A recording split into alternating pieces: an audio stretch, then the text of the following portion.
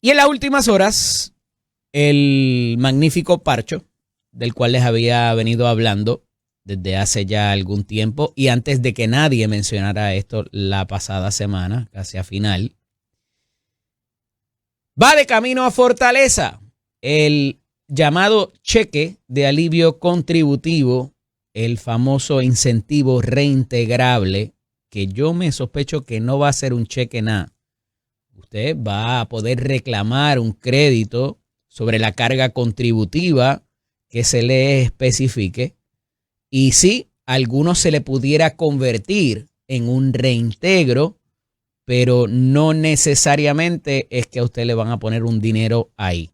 Se aprobó en Cámara y Senado en tiempo récord en las sesiones correspondientes de cada uno de los cuerpos ayer y va de camino a la Fortaleza y la gobernadora Jennifer González graba un video que publica en sus redes ayer agradeciendo a los legisladores por haber podido aprobar esta medida y que estaría firmándolo en el día de hoy para convertirlo en ley.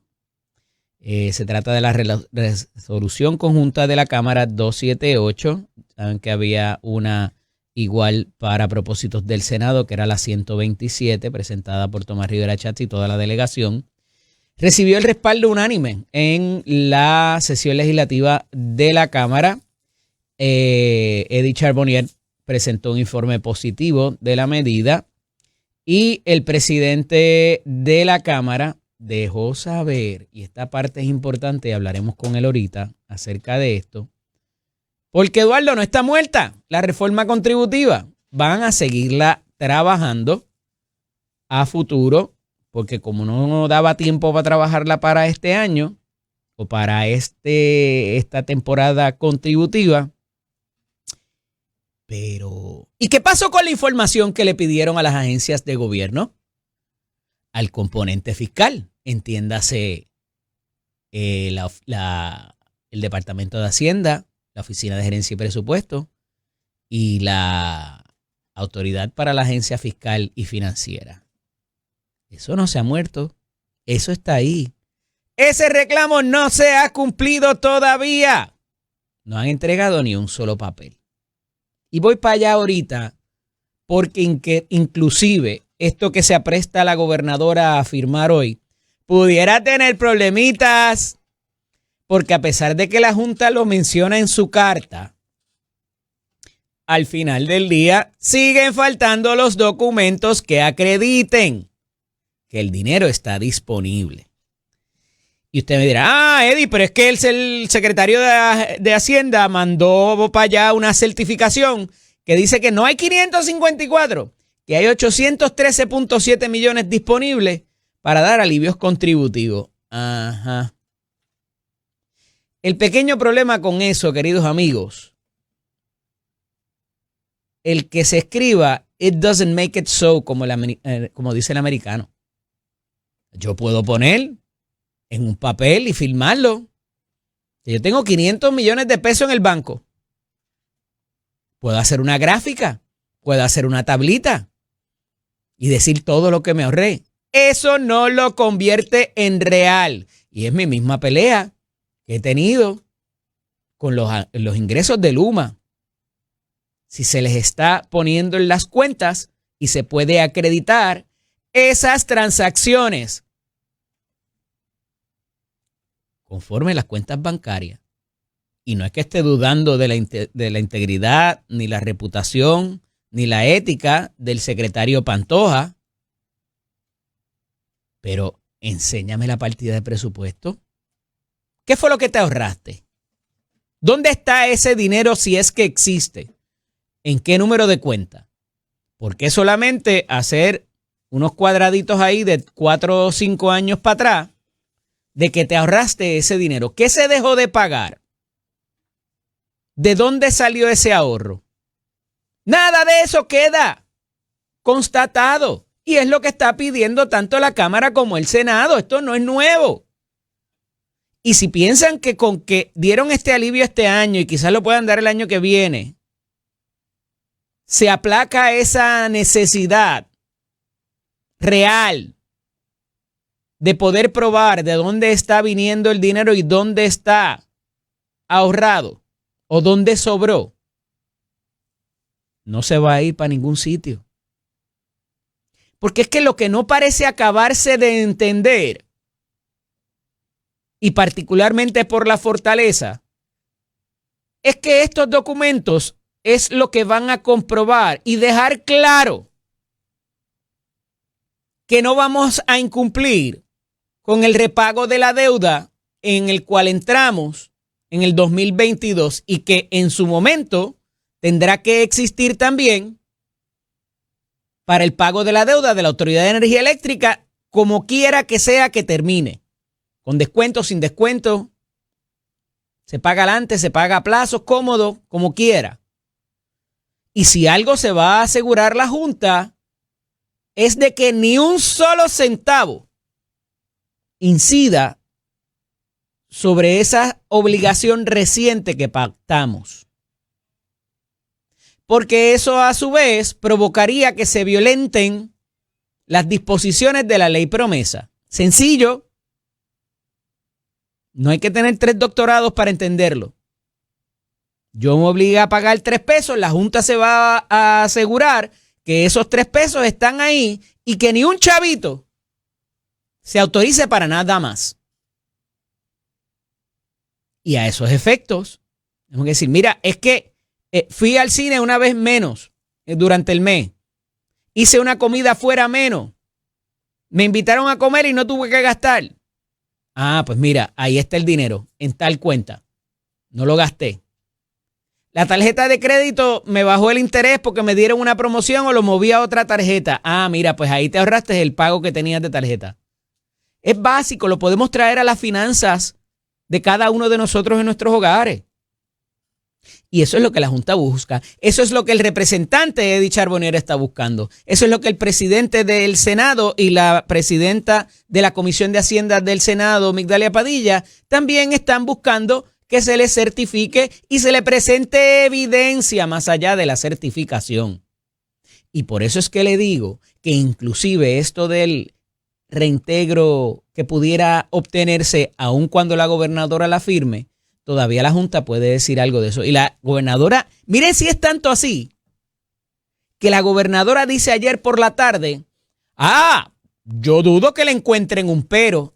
Pero le ve la posibilidad, gobernadora, porque sabe que ya ha pasado y ha sido autoinfligido.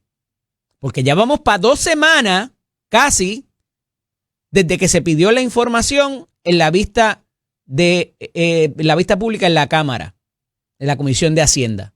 Y todavía no se ha provisto la información que requirió el legislador. Y ya le dijo que van para el tribunal. Y como el proyecto 1014, que es el de la reforma contributiva, todavía está vivo, esa prerrogativa del legislador, que está más que resuelta,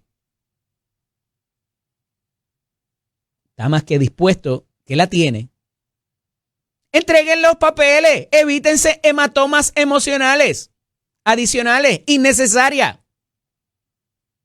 Y todo el mundo le votó a favor. Todavía ayer insistió la representante Gretchen Howe en que se incluyera lo del 5% ese que está trayendo el Partido Popular ya desde hace unas semanas, del ahorro que se puede lograr del presupuesto vigente de 13.900 millones de dólares. Y le identificaron inclusive en el Senado las partidas de relaciones públicas, de contratos de publicidad y de eventos artísticos. Encontraron 25 millones ahí que se pudieran reducir. Pudieran ser más, pero para no quitárselo completo, por lo menos ahí hay 25 millones. No deja de ser cierto porque lo dice la oposición. Cuidado con esa línea. No obstante, pues se aprueba, va de camino a firmarse. Son buenas noticias para el contribuyente. Va a poder, si no lo detiene la Junta, reclamarse para esta planilla. Y la gente que ya empezó a llenar y a cumplir con su responsabilidad contributiva. Así que veremos a ver dónde para esto de la solicitud que están haciendo ambos cuerpos a las agencias del gobierno central para esos propósitos. Esto es un dinero de economías, dinero que el gobierno de Puerto Rico tiene en balance, tiene en caja. Si la preocupación era que esto pudiera ser de manera permanente, que no estuviera la totalidad en caja, ahora lo tiene. Hay una certificación que estipula que tenemos más de lo requerido, añadió la primera ejecutiva. El problema es lo que le digo, gobernadora, con que lo diga y lo certifique un funcionario no es suficiente. Requiere de algo más. Y es información que debería estar, si es que es cierto, en los récords de la agencia. Sencillo. No porque lo pongan en una tablita o en una gráfica. En otras notas, y esto le vamos a seguir dando bien duro, porque hay dos temas que son sumamente preocupantes, que se les hay que decirlo, en justicia, se le ha dedicado tiempo, esfuerzo, recursos y dinero, pero yo creo que ha llegado el momento de hacer las cosas distintas, porque seguimos viendo los casos de maltrato infantil y seguimos viendo los casos de maltrato y explotación de nuestros adultos mayores. 7,500 casi querellas de diversas vertientes para los adultos mayores, y no solamente los que viven en hogares o están en hospitales. Hay otra vertiente que casi no se reporta, que son los que viven solitos. Y hay que empezar por cambiar la métrica, porque como siempre les digo, lo que no se mide no mejora. Y en ese sentido hay muchos casos, muchas situaciones que se van por el sideline y no se informan. Igual que la violencia doméstica, la violencia de género, igual que el maltrato infantil. Que como les anticipé, y lo voy a hablar ahorita más a fondo con la licenciada Ruiz Ramos, estas inspecciones que se obliga a hacer la Administración de Vivienda Pública a los administradores de los residenciales públicos, va a destapar muchas de estas situaciones. Y ayer hubo un caso en Humacao, que hablaremos más adelante de ellos, 3 menores y una madre, en condiciones infrahumanas, viviendo con basura y excremento, en Humacao, en uno de los sitios donde hay unas urbanizaciones muy pudientes. Esto no es una isla por allá, ni en un barrio, en el campo. Es un municipio donde hay gran poder adquisitivo. Y en medio de todo eso, se dan estas situaciones. No queremos hablar de eso. Lo queremos esconder, destaparlo. Y ahí hay un esfuerzo reciente para propósitos de trabajar con la salud mental, que está sufriendo su oposición también, por razón de si lo son los psicólogos, los psiquiatras, si dan y donan su tiempo, si no. Pero llegó el momento de trabajar con esto, porque es en esos renglones donde estamos confrontando problemas mucho más serios más adelante. En las relaciones de pareja, en el mismo maltrato infantil, que se siguen repitiendo las conductas por generaciones. Y se ha tratado el enfoque punitivo y no ha funcionado. No es que por eso no hayan consecuencias de lo que hace un ser humano. Tiene que haberla. Y tiene que haber un procesamiento. Y tiene que haber unas garantías para esa persona. Y ciertamente, si es un asunto de salud mental, pues que reciba el tratamiento para que no se siga agravando y se vaya a hacer daño a sí mismo o a otra persona. Como hemos visto en sucesos recientes de violencia. Porque el maltrato no empieza con matar a alguien. El maltrato se va manifestando en diferentes vertientes hasta que se agrava. Y vivimos vidas complicadas. Muchas veces no nos queremos meter en la vida de terceros, de nuestros vecinos. El problema es que esa gente vive al lado de usted. Y en algún momento, la conducta que ellos ejemplifican le va a afectar a usted, porque es su entorno, mínimamente. Pudiera ser que su hijo o hija vea eso como normal. Y entonces les afecte a ellos. Si lo quiere ver por un factor de conveniencia, vamos. Y por eso es que se propende, se provoca, se incentiva de que la gente denuncie esto desde sus etapas iniciales, desde el pellizco, el grito, el empujón, para que no tenga que redundar en un puño, en una puñalada o en un tiro más adelante. Mínimamente porque está justo al lado de su casa. Y el asunto con los adultos mayores, que es una población bastante grande, hablábamos de eso ayer, que ya una cuarta parte de la población, si no más, de lo que se reporta, son adultos mayores. Y el dato sale con el asunto este de la noticia falsa de que se está contemplando quitarle las licencias a los adultos mayores de 70 años. Lo que se había hablado en algún momento es por los asuntos de problemas de visión o de cualquier otro problema de salud, el que se entregaran voluntariamente para no constituir un riesgo en las carreteras. Esa era la única conversación que se había tenido, pero no hay ni un proyecto de ley que tenga que ver con eso. Y ambos cuerpos legislativos así lo dejaron saber y que no se prestarían para ello tampoco. Restarle la movilidad a un sector grande de este país no abona en nada a las situaciones que tenemos y por el contrario, si lo quieren ver también con un factor de conveniencia, desincentiva un motor económico importante en el país, que todavía es productivo, que todavía trabaja, que todavía ayuda a la familia con la movilidad de los integrantes y que tiene muchas cosas que producirle al país de ayudar. Los 70 años de ahora no son los mismos 70 años de los años 50, ni cuando se conceptualizó inclusive muchas de las leyes.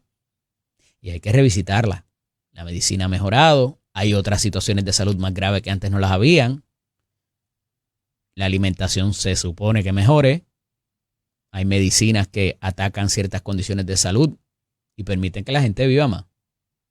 Y cuando se pensó el Puerto Rico que tenemos hoy día, no se pensó en que la gente durara tanto. Por eso tenemos el asunto de las pensiones. Pero hay que hacer algo distinto con esto. Yo no sé, ¿verdad?, qué puede hacer, pero tenemos que empezar por medirlo mejor. Si algo nos dice la estadística, es que si no se mide, pues no se considera un problema y no hay nada que resolver.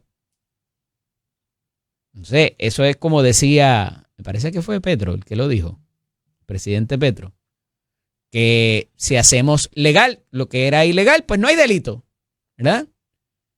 Entonces, por tanto, si nos tapamos los ojos, pues no hay maltrato. Ese es el país en el que queremos vivir.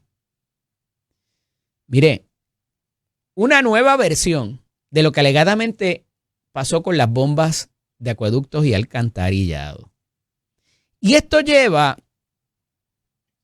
un poco una línea que tiene que ver con el asunto de energía y seguirle achacando culpas a Luma que no necesariamente tiene, porque los apagones y las fluctuaciones de voltaje ha quedado más que comprobado en las últimas semanas que tienen diferentes razones y no todas son atribuibles a ese cable que se suponía que le dieran mantenimiento, a ese transformador que se supone que lo hicieran y lo rebuildearan nuevo y a todo lo que se comprometió a hacer Luma como operador del sistema de transmisión y distribución. En muchas instancias tiene que ver con que no hay suficiente generación en las plantas. Eso no está bajo el control de Luma. Pero nos dijeron ayer, desde el domingo nos llevan diciendo que esto es una fluctuación de voltaje y se funchó 2 o 3 máquinas de esas. Pues parece que no es necesariamente así. Porque nos deja saber un líder sindical, no cualquier líder sindical, el presidente de la Unión Independiente Auténtica de Acueductos, que hay un problema de falta de mantenimiento por años, porque no hay personal especializado. Y este señor, que se llama José Cajigas Romero, dice que esto es una situación que se pudo haber evitado. Las fluctuaciones de voltaje no se pueden evitar porque uno no sabe cuándo vienen. Decimos por ahí. Condiciones en que se encontraban estos equipos. Del mismo modo, indicó que el sistema cuenta con un total de 6 bombas, de las cuales ya se había informado a la gerencia de la AAA que había una fuera de servicio y otra con frecuentes fallas, lo que provocó esta emergencia. Entonces, ¿fue falta de mantenimiento? ¿Fue que el personal que está allí no tiene la pericia, la experiencia para ello? Y me van a decir, Eddie, es que este pajarito lo que está buscando es que le contrate más gente para chupar más cuotas en la unión. Y esto es una disputa sindical porque ya se ha contratado para hacer esos trabajos otra gente y otras compañías privadas y él está peleando porque le contraten más empleados. Quizá. Pero lo que no se le da mantenimiento, fluctúe o no el voltaje, se va a dañar. Es un país tropical con lo que mucho que llueve aquí y todas las inclemencias adicionales. Es una máquina al final del día. Dice el presidente de la Unión que la autoridad está enfrentando una escasez crítica de empleados con experiencia en áreas tan esenciales como mantenimiento preventivo, operación especializada y respuesta a emergencias, que se ha agravado por salarios no competitivos, lo que ha provocado la salida de trabajadores con amplia experiencia y conocimiento. A la vez, se ha dificultado el reclutamiento de nuevo personal capacitado. Eso puede pasar por diferentes razones, pero ahí está otra versión distinta y sí pudiera tener que ver con el reclamo sindical. Pero no podemos descartar la falta de mantenimiento. Pero como hay que matar a Luma y hay que sacarlos a patas por fundillo, pues aquí tenemos otro eslabón de la cadena, otro clavo en el ataúd. Really. Mire, hoy se vence el plazo para que se opongan y se quede o regrese los litigios que están ante la juez Taylor Swain en el Tribunal de Quiebra. Sí, los que presentó el gobierno. Los 2 que presentó el gobierno. Compromiso cumplido, promesa cumplida. Se presentaron los pleitos. Y se removieron al Tribunal Federal. Y la juez otorgó un plazo que se vence hoy para que el gobierno, recuerden que entró Luma y la Junta de Supervisión Fiscal más o menos en la misma posición, de que esto tiene que ver con promesa, incide sobre las finanzas del ente eléctrico, cualquiera que sea, y a futuro tendría que ver también con los ingresos suficientes para repagar la deuda en la quiebra. ¿Se queda o se va? Hasta el 16 de febrero sería el otro plazo para que la juez decida qué va a pasar con estos pleitos. Si regresan al tribunal local, al tribunal estatal, pues será el Tribunal Supremo quien tenga la última palabra en términos de si se cancela el contrato o no, por lo que ya se ha dicho que tiene que ver con el asunto de la extensión ilegal, supuestamente, del contrato suplementario, de acuerdo con Luma Energy. Esto es Nación Z con el licenciado Eddie López, todos los martes, aquí con nosotros, la licenciada Ana Margarita Ruiz y Ramos. Buenos días, licenciada, bienvenida. Buenos días, ¿cómo estás? Muy bien. ¿Y vos? Todo bien. Una mañana bastante lluviosa. Pregunta del saque. ¿Team Yankee o Team Conejo? Bueno, si me esa no la viste venir. No la vi. No estaba en el orden de los asuntos. Definitivamente, no, pero más. Pero parece que hay una... Sí, hay una disputa bifurcación por ahí. Sí. Entre el presidente del Senado y la gobernadora, otra adicional, ¿verdad? La gobernadora ayer reseñó el logro del conejo malo allá en ganar el Grammy, ¿verdad? Y el presidente del Senado estuvo ayer on fire, sí.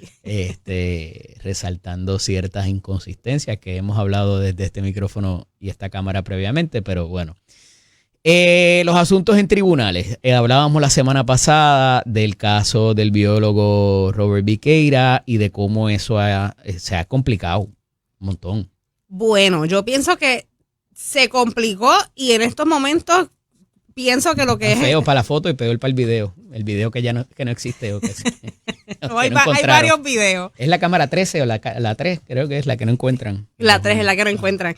Pero yo pienso que la semana pasada teníamos un panorama tal vez un poquito más oscuro en lo que era el proceso, la dinámica del tribunal. Y esta semana yo pienso que en relación a los hechos estamos un poquito más claros con los videos los videos y los testimonios Este que han caso salido es, a la ya luz. está etapa de juicio. Es Sí. por asesinato. No Por hay ley de asesinato. armas envuelta porque ambos tenían posesión de armas. Y es por tribunal de derecho. Y es tribunal de derecho, no hay jurado aquí. No hay jurado. Y hemos visto la fiscal tener argumentaciones con el juez, Ángel Manuel Yabona, ¿verdad? Y me parece que innecesarias porque le sigue argumentando y le sigue faltando el respeto al juez consistentemente en sala. Pues te tengo que decir que la semana pasada yo estábamos haciendo un análisis de lo que era el comportamiento del juez en sala y esta semana te tengo que decir que lo que he visto, pues le tengo que dar meridianamente la razón al juez por los testimonios de ciertos testigos que se han sentado Completamente. Decía a ayer testificar, valga la redundancia. Bueno, mínimamente si sabes que hay una inconsistencia ya, que la fiscal la debe haber detectado desde antes.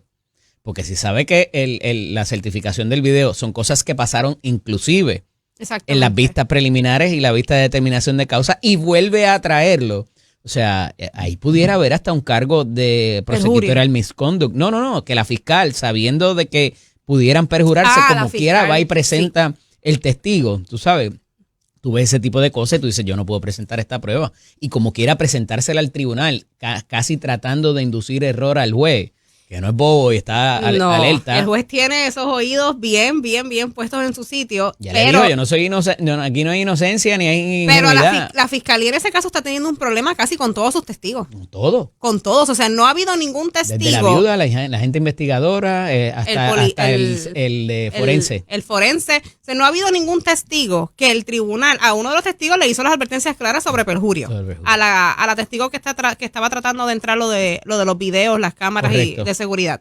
Pero no ha habido ningún testigo que siente fiscalía que primero sobrepasan el contrainterrogatorio de la defensa y segundo que el juez tenga que intervenir por las contradicciones en lo que dicen. Ni un solo testigo.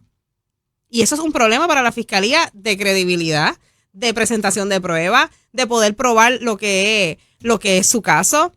Y fíjate, hay algo bien interesante porque la gente dice, pero ¿y cómo llegó esto tan lejos con tanto hueco que tenía? Pues porque hay unas etapas previas donde la defensa no tiene acceso a cierta información porque lo que requiere es lo que se llama la famosa cintila de evidencia. Pero aquí ya el abogado tiene todo claro, tiene que tener todo claro de lo que tiene la fiscalía para poder defenderse. Y muchas de las situaciones que existen, por lo que te digo, lo que se recopiló en la declaración jurada de cada uno de esos testigos que se sentaron allí versus lo que están diciendo después de que vieron los videos, la evidencia que recopilaron y ahora cuando se sientan en la vista preliminar o en el juicio parecen decir cosas distintas. Entonces, ¿cuál es la realidad? ¿Cuál es la real? ¿Cuál es la verdadera? No hace falta determinarlo para propósitos de juicio. Y este caso aunque sea inconsistente ya no se supone que... No, y este caso y otro que vamos a discutir ahorita también destapa una caja de Pandora de lo que muchas veces pasa en fiscalía. Uno ve el caso, uno ya está en el juicio, uno está viendo toda la prueba con la que contaban las partes y uno se pregunta lo que tú acabas de decir, ¿cómo este caso llegó hasta aquí? Y muchas veces pasa que, no quiero generalizar porque yo conozco muchos y muy buenos fiscales, excelentes fiscales, sobre todo del área de Caguas y Humacao, pero muchas veces pasa que tenemos esta acusación y tenemos que seguir. O sea, se presentó, pasamos regla 6, pasamos BP con la cintila de evidencia. Pero eso se consulta con el fiscal de distrito mínimamente, que es el claro jefe que se consulta fiscal con el fiscal de distrito, pero ese es el problema que te quiero traer. Tenemos este caso, ellos conocían su prueba desde el principio, inclusive primero que la defensa, porque ¿quién presenta la acusación? El Ministerio Público. Y muchas veces tenemos esta acusación, conocemos que no tenemos tal vez el mejor caso o la mejor prueba, o que cualquier abogado nos va a levantar X, Y, Z, porque ellos, como te estoy diciendo, son los primeros que ven la evidencia con la que cuentan para poder presentar un caso, y aún así seguimos. Porque el abogado en la etapa de juicio es que puede ver la prueba que tiene fiscalía y que puede ver toda la prueba que tiene el Ministerio Público en contra de su cliente, pero el Ministerio Público lo sabía desde el día 1. ¿Quién vio los videos primero? ¿La defensa o el Ministerio Público? que la escena está comprometida porque ahí el hermano alegadamente del occiso, ¿verdad? De la persona que falleció o que le dieron muerte. Más bien, y fíjate que aquí no es solamente que es el trabajo de la defensa, encontrarle huecos a la teoría de la fiscalía, sino que se ha creado toda una narrativa paralela de defensa del imputado del enfermero, ¿verdad? Del asesino, del presunto asesino que se está procesando.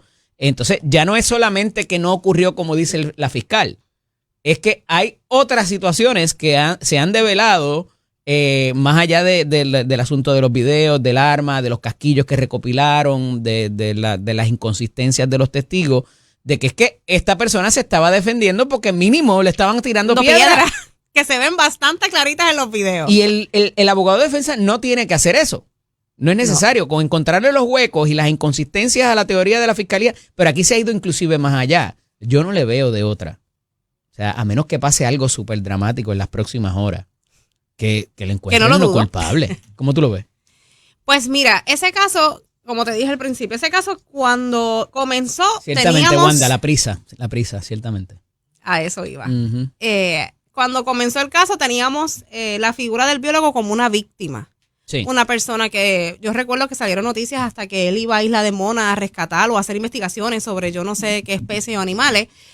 Y cuando vemos cómo se va llevando el caso, cuando vemos cómo se presenta, cómo toda la evidencia que ha entrado, que eso también debe levantar bandera roja de cómo la gente saca juicios rápido y mira cómo se ha volteado la tortilla en este caso. Yo creo que cuando se empezó a probar fue con las bocinas del Coqui. Cuando se tenían las cámaras que se trascendió. Eso fue como un turning point. Sí, ahí pero entonces no era ningún angelito y ahí había. Tenemos esta situación, entonces ahora vemos los videos, vemos las piedras, vemos el arma, vemos la prueba con la que contaba fiscalía. Sí. Como te dije, no ha habido un solo testigo que haya sentado fiscalía, que el abogado, que haya pasado el crisol del contrainterrogatorio del abogado o mínimamente lo haya impugnado. Uh-huh. O sea, no es una falla en un testigo, en todos. Cada vez que fiscalía trata de presentar una prueba, hay una objeción de parte de la defensa que de 10 objeciones, 9 se la está cantando con lugar el juez. Sí te tengo que decir que una de las cosas que me levantó bandera, porque cuando hay diferentes tipos de peritos, y se trajo, me parece que era un funcionario del Instituto de Cultura, del Instituto de Medicina Forense, que no le permitían hablar del arma. Ese fue el que del arma. Quería hablar de la culata y de los cargadores y demás. Y es bien raro que eso pase, porque de ordinario, si ya tú tienes el peritaje, tú puedes hablar de casi todo. Es bien raro que te... No usualmente. Los peritos lo que no pueden dar es su opinión. Sobre todo... Hay peritos de opinión. Dependiendo cómo te califiquen, ¿verdad? Entonces, quizás haya habido una deficiencia por parte de la fiscal de calificarlo para que pudiera inclusive dar su opinión, pero lo limitó a hablar de un aspecto del arma versus todo lo demás. Y entonces cada vez que entraba dije, ya esto está resuelto, ya te dije que no puede hablar de eso. Yo pienso que ella se enfocó tanto en lo que era la culata que perdió tal vez toda la otra información que ella podía tener o brindarle al tribunal a través del testimonio de este perito. Y ella se enfocó en para qué se usa la culata de un arma. La argumentación del arma larga. No, es decir, las armas largas o las armas cortas. Mire, da lo mismo. Si tienes el video pero y el arma es legal. Contestando a tu pregunta, pienso que este caso, de la forma en que se ha presentado por fiscalía, el tribunal debe sentirse bastante huérfano de prueba. Sobre todo tomando en consideración el quantum de prueba en los casos criminales. Sin duda. Que es más allá de dudas razonables. Yo creo que la duda razonable se sembró. La duda se sembró en este caso, yo creo que es del primer testigo. Pero está tan huérfano de lo que es una prueba contundente para poder acusar a una persona de asesinato. Sí. Que el juez no va a tener de otra en derecho que declararlo no culpable.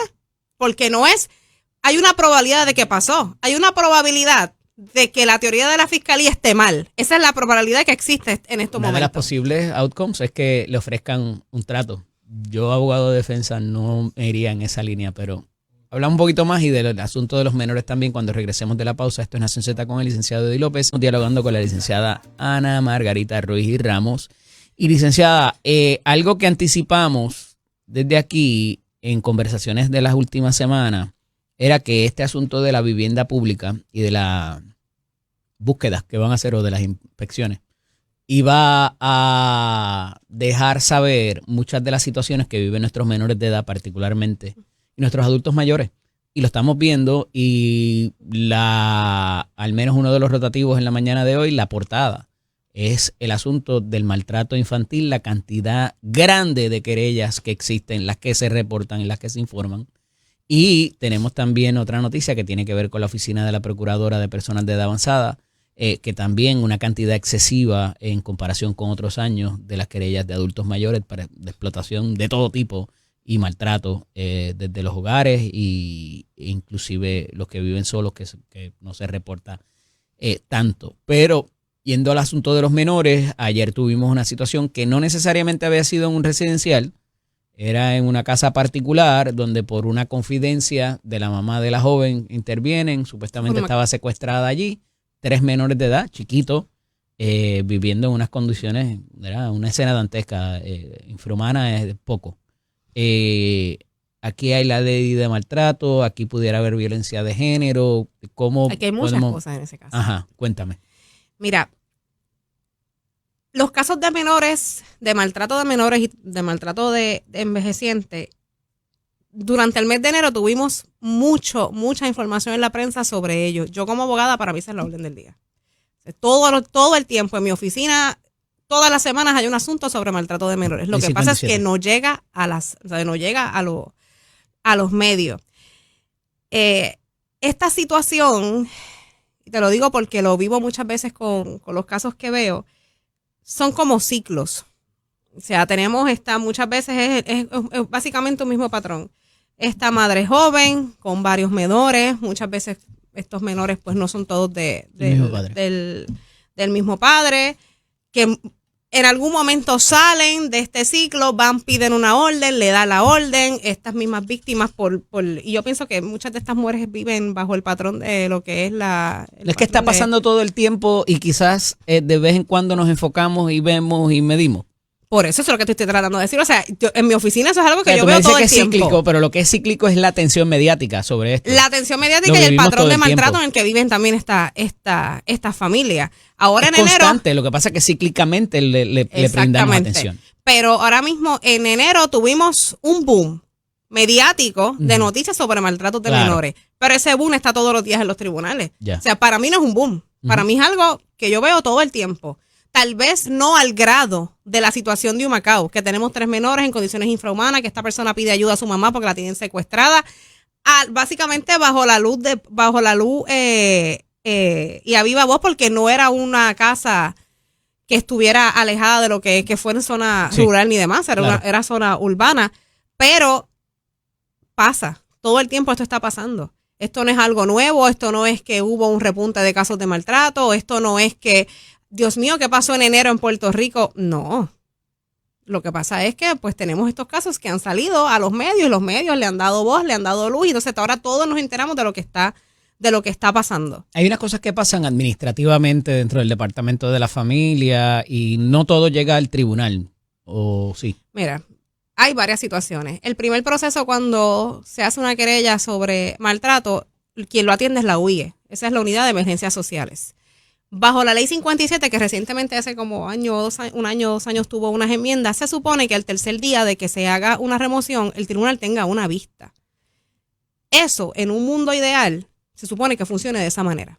Porque primero que todo, la misma ley 57 te dice que tú no puedes tener un menor removido más de 10 meses y que este padre debe haber acabado el plan de servicio en estos 10 meses. Por las consecuencias que también trae psicológicamente a una familia, a un núcleo familiar, que un menor sea removido. Eso viene de la ley federal, de hecho. Pero eso no pasa en la vida real.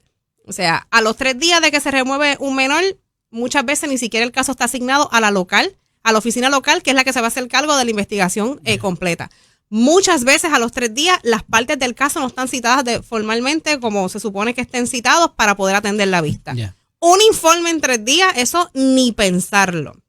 Y a eso se le suma que muchas veces las oficinas locales del Departamento de la Familia no cuentan con el personal suficiente de trabajadores sociales para poder llevar a cabo todas las investigaciones que tienen a su cargo. Son una trabajadora social con muchos expedientes. Vemos situaciones que se repiten quizás y empezar a ver, o que nuestra juventud esté viendo eso como normal y lo ejemplifican ellos también? ¿Hay algo de eso? Eso es lo que te estaba tratando de traer cuando comencé a hablar.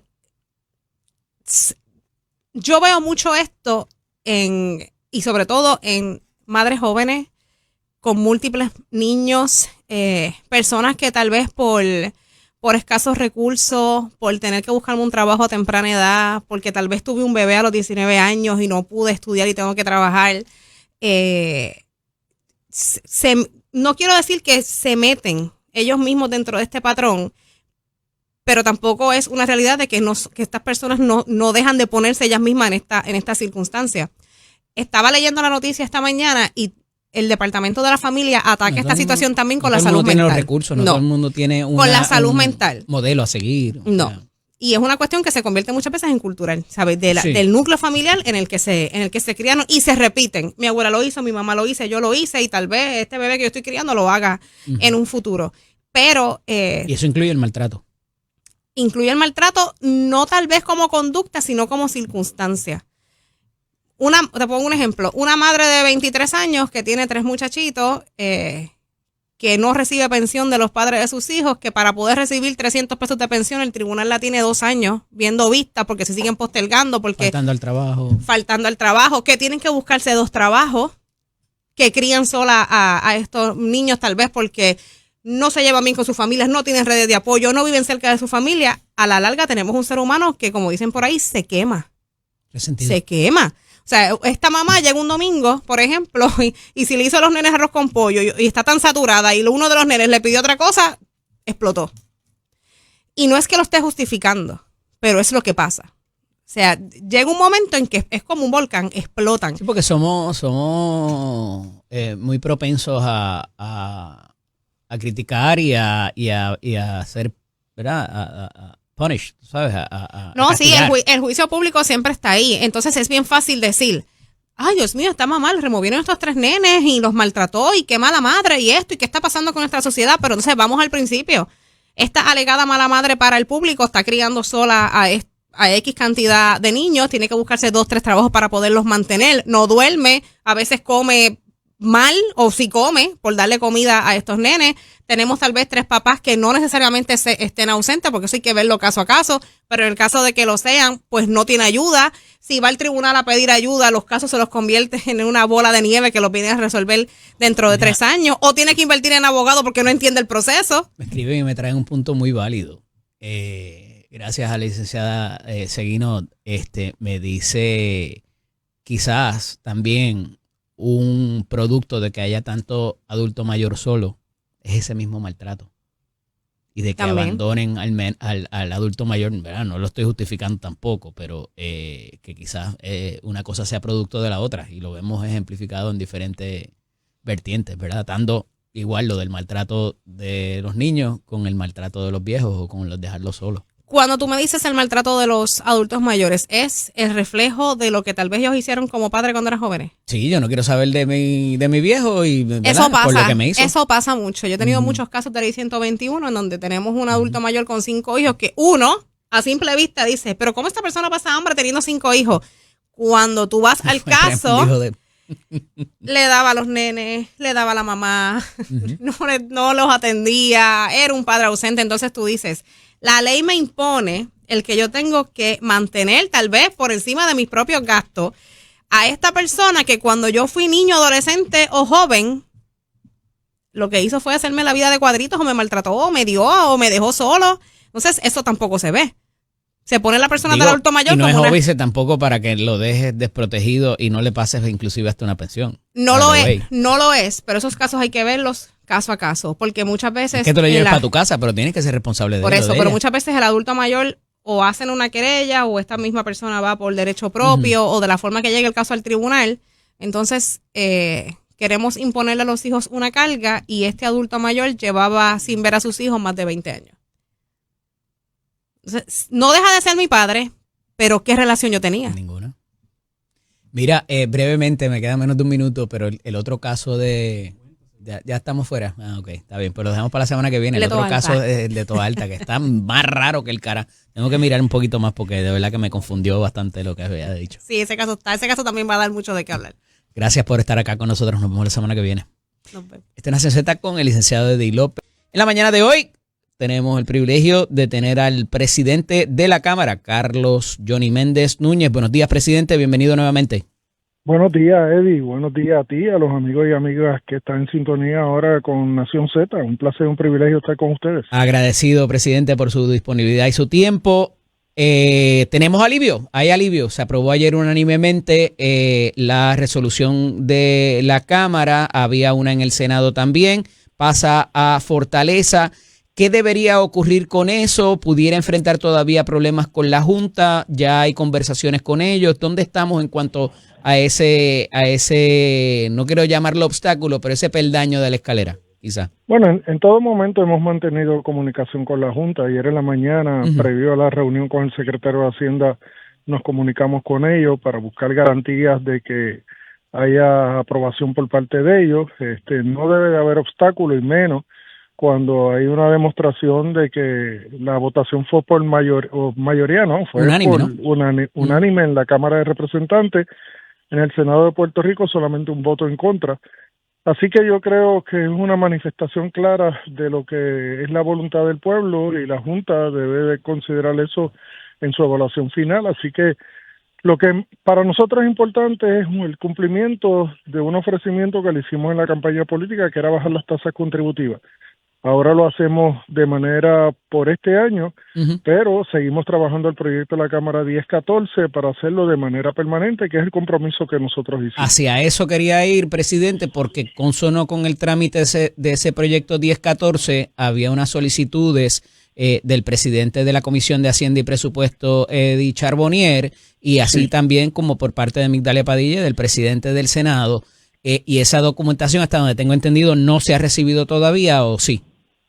En el día de ayer, previo a la reunión que tuvimos el presidente del Senado con el secretario de Hacienda y este servidor, fue parte de la discusión que tuvimos, y hay un compromiso de que entre anoche, tarde en la noche y hoy se entregue toda la documentación que faltaba. Así que tan pronto tengamos esa documentación, validemos, hagamos los modelos, podremos tomar, pero ahora no tenemos la urgencia ni la prisa, porque claro, ya aprobamos para este año, pero para nosotros es bien importante poder ver entonces en el presupuesto, tener visibilidad de cuáles serían las partidas, dónde serían los recortes y si son fondos recurrentes, que es lo que la Junta quiere, o sea, que se identifique de una manera correcta y que no sea meramente un decir, sino que sea una realidad. La certificación que emite el licenciado Ángel Pantojas, ¿de por sí es suficiente o requiere otras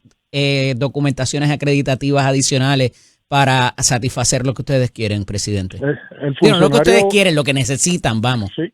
El funcionario, al poner su firma en ese documento donde certifica la disponibilidad de los fondos, no solamente está emitiendo una certificación que si es falsa, tú sabes las consecuencias legales que pueden haber. Correcto. Eso es número uno. Número dos, es su integridad y su título lo que pone en juego, y yo no dudo que él haya actuado de buena fe y con la certeza de que lo que él está certificando es correcto.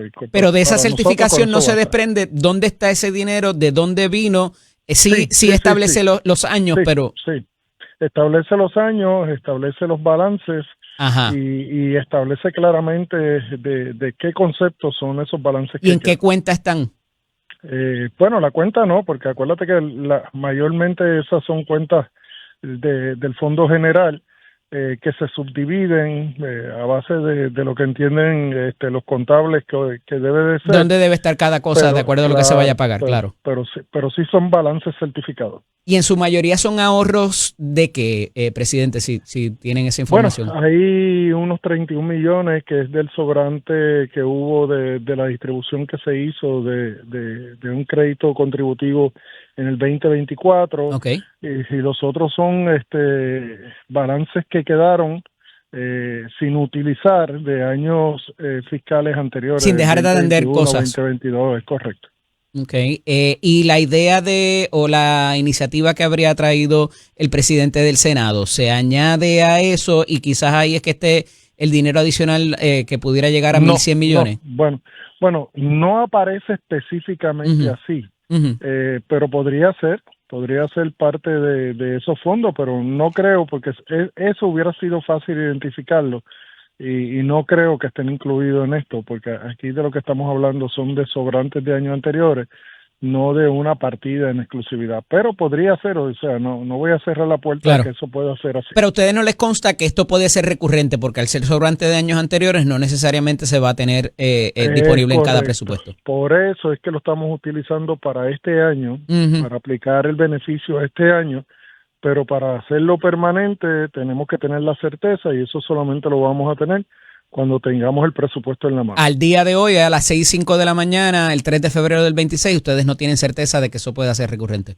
No, porque es que no tenemos la documentación que solicitamos. Claro. Y en eso era que se basaba precisamente la petición que hizo tanto el Senado como la Cámara de Representantes, y es porque no queremos aprobar algo en el aire, sino tener la certeza de que va a estar blindado y la Junta no va a poder rechazar. Mínimamente esos modelajes de cómo se comportaría si bajas por concepto de la contribución sobre ingreso y se te aumenta el recaudo por el IBU, por arbitrio, por cualquier otra cosa, es importantísimo, presidente. Claro.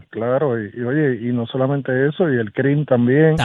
Los arbitrios, la ganancia capital, las corporaciones, los empleos. Muchos conceptos, y hay cosas que dependen precisamente de la efectividad del gobierno, no solamente en recaudo, sino de propiciar el desarrollo económico, porque mientras más desarrollo económico, más recaudo va a haber, por diferentes conceptos. Sí, claro. Pero necesitamos certeza en términos de lo que entra fijo en la caja y que atienda las obligaciones, y entonces desde ahí podemos partir. Una de las cosas que parece enfocarse la Junta en días recientes o semanas recientes, presidente, ha sido que un tipo de desaceleración de la economía por diferentes conceptos que no todos los controlamos, pero de hecho van encaminados a presentar un simposio hablando de los efectos negativos. Hay un reportaje también de 5 millas que habla acerca de esto. ¿Cuánto les preocupa cuando estamos hablando de estos alivios, verdad, que de momento tengamos esos factores que no controlamos y que pueda incidir en eso? Bueno, parte de los factores que no controlamos son la imposición de aranceles a diferentes productos, a diferentes naciones, que repercuten en la economía de Puerto Rico. El precio del petróleo. Claro, el petróleo, las compras que se hacen por internet a diferentes países, diferentes jurisdicciones, todo eso. Para nosotros es bien importante este simposio que se va a celebrar el día 10 allí en la Asamblea Legislativa precisamente. Invitamos a todas las personas interesadas a que participen y conozcan cuál es el efecto de todas las imposiciones contributivas, y aparte de eso, de los recaudos del gobierno, de la desaceleración de la economía, como bien señalan algunos, y de qué tenemos que hacer para ponerla. Qué bueno que dice como señalan algunos, presidente, porque la noticia de final de la semana pasada y principios de esta era 2 de los 3 bancos principales con ganancias récord en depósitos y préstamos. Entonces tú dices, pero ven acá, o esto está chavado, o hay gente que está bien y otros están mal. O sea, lo que pasa es que hay personas que les gusta ver el la vaso percepción, medio lleno, claro, y otro medio vacío, pero la realidad es que hay dinero en la calle. Oye, yo te puedo decir, y te lo digo a calzón quitado, en mi área noreste, el área que yo represento, hay una inversión millonaria por parte de las Fuerzas Armadas en términos de muchas cosas que se están haciendo, muchos alquileres, muchos gastos, por la presencia nada más de ellos aquí. Eso también está ocurriendo en la zona sur, pero tenemos que reconocer que todo eso es por un periodo de tiempo. Claro. Y no podemos enfocarnos en eso. Pero de que hay dinero en la calle, hay dinero en la calle. Pero tenemos que mirar a largo plazo, y la Junta en esto ayuda mucho a crear percepciones que no son las correctas. De acuerdo.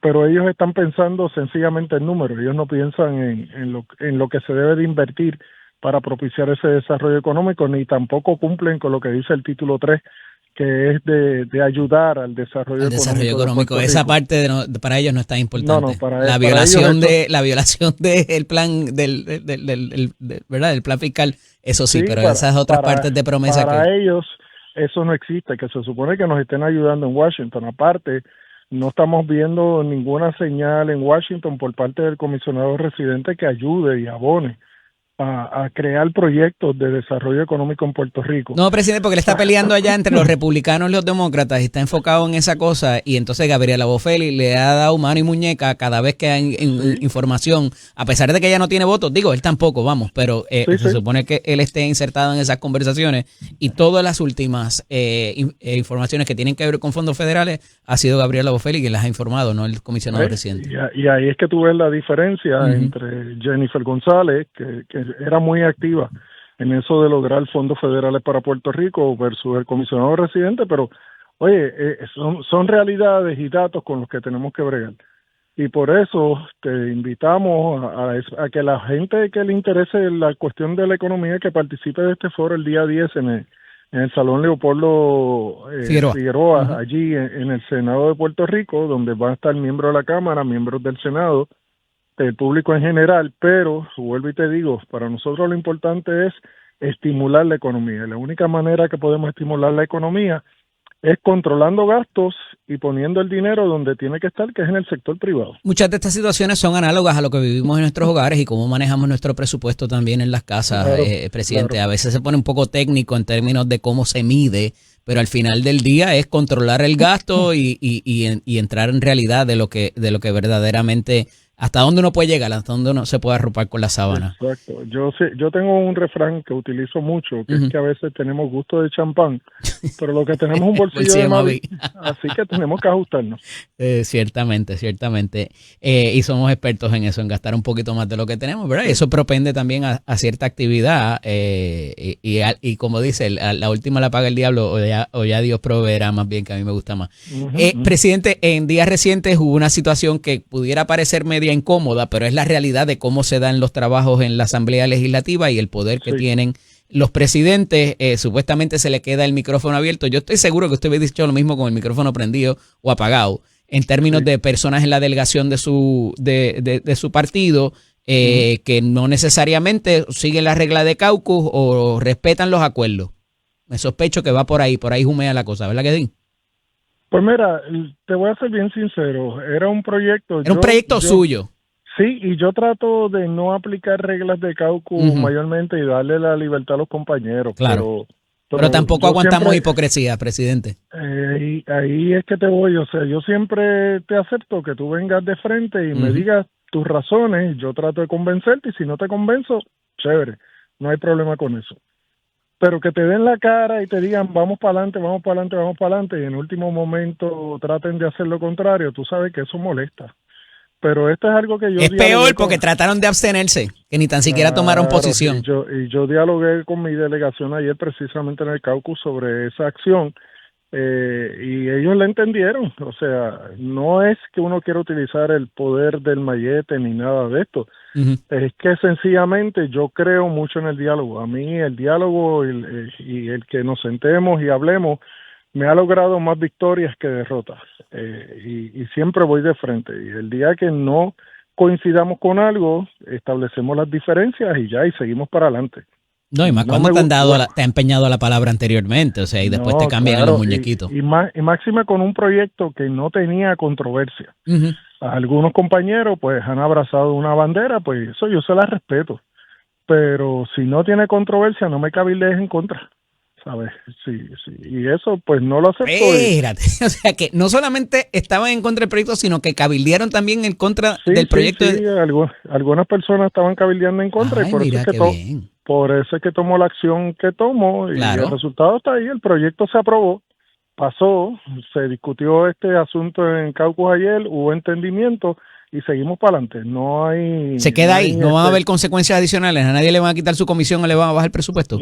No hay. Esas cosas pasan y están completamente dentro de su prerrogativa, presidente, usted lo sabe. Sí, pero eso no va a pasar. No va a pasar. Ok, importante. Este asunto, y ya para culminar, presidente, lo de los todoterrenos, que parece ser el tercer proyecto con controversia. Ya teníamos el de las escoltas, tuvimos después el de la reforma contributiva, ¿verdad? Porque no se proveía la información de lo que hemos hablado anteriormente. Y este de los todoterrenos, de la manera que está escrito, ciertamente pudiera explotarnos en la cara, mínimamente con los fondos de de National Highway, porque ese vehículo no está apto para eso y el manufacturero mismo lo dice. Sí, hoy hay vista pública, el compañero Cheito Hernández. Ayer hablamos de ese proyecto en el caucus también y él tiene toda la libertad para trabajar el proyecto, hacer las vistas públicas y obviamente enterar a la delegación sobre cuáles son los avances de posibles enmiendas y al final del día se tomará acción sobre el mismo. El proyecto tiene que ser aprobado primero en el Senado por el número que le toca. El par y los impares. Sí, el par y los impares. Y nosotros estaremos atentos a ver cuál va a ser la acción del Senado. Presidente, y ya para esta sigue es la última, porque sé que verdad que tiene el tiempo restringido, pero ayer o en el fin de semana más bien había surgido un rumor de que a los adultos mayores como yo nos iban a quitar las licencias cuando cumplieran los 70 años. Totalmente falso. No hay espacio para eso. A mí me llamaron, incluso yo dije, muchachos, si yo estoy cerca de eso, ¿cómo va a ser?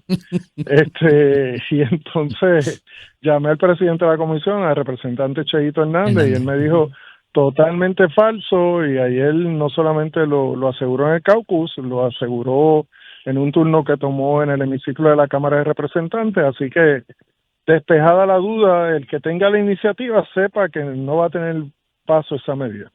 Agradecido por su tiempo y su disponibilidad, presidente. Hablamos pronto. Siempre a la orden. Fuerte abrazo. Carlos Johnny Méndez, presidente de la Cámara de Representantes de Puerto Rico, con nosotros en la reacción directa de todo esto que se ha suscitado en la Cámara de Representantes. El proyecto 25 al cual hacía referencia era el proyecto de su autoría que tiene que ver con la delimitación de lo que es la zona marítimo terrestre, en donde empieza a contarse los metros hasta donde se puede construir particularmente. Y pues ciertamente ha habido interpretaciones diversas en cuanto a esto por razón de que con los diferentes fenómenos que experimentábamos de erosión costera, de un montón de otras cosas que pasa, ¿verdad? Con las inclemencias del tiempo, se sigue perdiendo costa.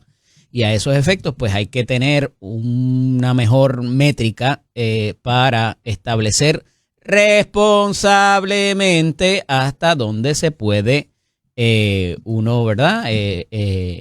Construir, por lo que hemos visto particularmente en esa zona oeste, suroeste de la isla, lo que pasó en Rincón con la famosa piscina. Y las diferentes manifestaciones que han habido en cuanto a construcciones cerca de la playa, y al final del día también es un factor económico de construcción para el turismo, para diversa otra actividad, que hay que tener un parámetro claro, y ha habido diálogos históricos en cuanto a esto del punto de vista de los constructores o desarrolladores, del punto de vista de los ambientalistas y de gente que se beneficia también de que no se haga nada o que se quede como está, porque mientras más construcciones o más desarrollos existan, pues el mío entonces vale menos o se me va la gente para otro lado. Hay algo de eso también. Pero les decía ahorita acerca de el contrato de Luma y la solicitud de cancelación del mismo y lo que todo esto pudiera traer. Parece que esto va para largo. Hay unos episodios de esta serie de Netflix que todavía van a tomar algún tiempo para poderlos clarificar y saber cómo van a decidir los jueces tanto del Tribunal Estatal como del Tribunal Federal. Y yo me sospecho que si la juez Taylor Swain iba a salir de este caso y pasárselo al Tribunal Estatal, ya lo hubiese hecho sin tan siquiera pedir argumentos a las partes. Un poco a veces los jueces, cuando tienen una controversia donde no está algo meridianamente claro, pues sopesan mucho más los argumentos. Pero considerando que hay otros asuntos como el de los enseres dañados que llevó la ex secretaria del DACO, Valerie Rodríguez, lo despachó rapidito, menos de una semana. Ya va para mes y pico. Que quizás a lo mejor un mes a punto de cumplirse. No obstante, aquí lo que agrava el asunto es que hay una variable que el gobierno no controla. Si bien ellos son los que instan y presentan el pleito, o los pleitos más bien, reclamar el asunto de compromiso cumplido o de promesa cumplida, como se hizo en los billboards y en las páginas de periódicos, es sumamente complicado porque alguien te pudiera resolver en contra. Y entonces, como el alivio contributivo, nadie ha cuestionado lo de los empleos.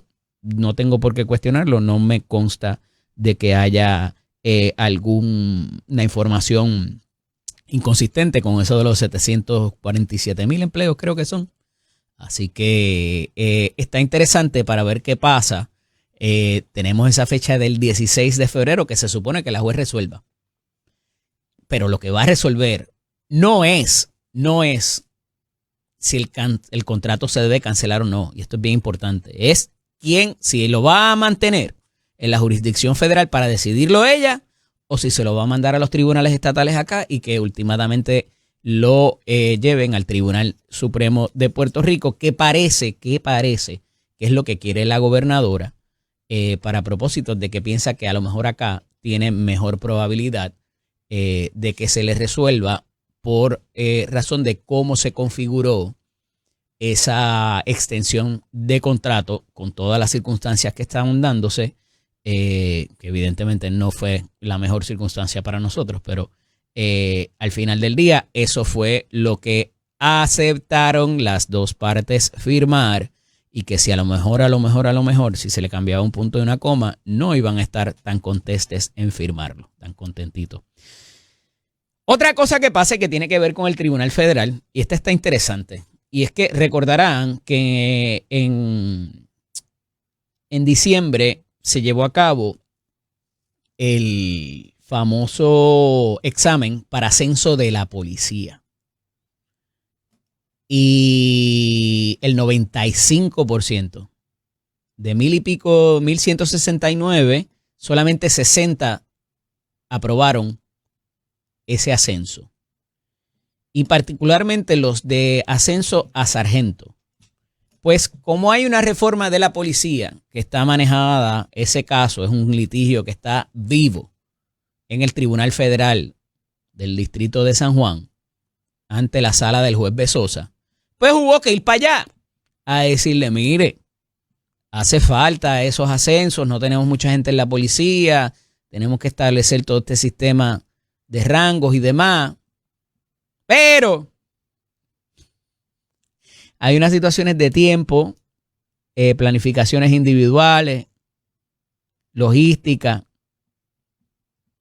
que hay que bregar con eso y tenemos que dar el examen de nuevo. Pues mire, se va a dar en los próximos días, autorizó el juez, como unas reservitas ahí, y nos deja claro el superintendente Joseph González Falcón que el examen fue desarrollado y será administrado por una entidad externa especializada en evaluación y medición de competencia, utilizando una metodología previamente validada y aprobada por las partes del caso de la reforma.